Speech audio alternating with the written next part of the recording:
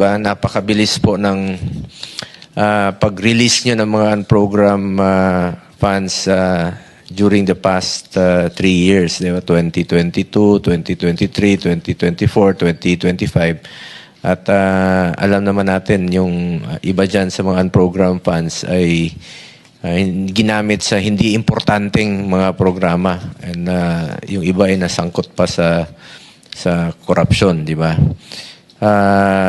Baka naman po mabigyan nyo ng prioridad po itong pooling of funds. Anong scope po ng inyong authority gamitin yung mga unused funds na pwede nyong gamitin pangtulong sa mga mahirap? Itong diretsyong makakatulong sa mga mahirap.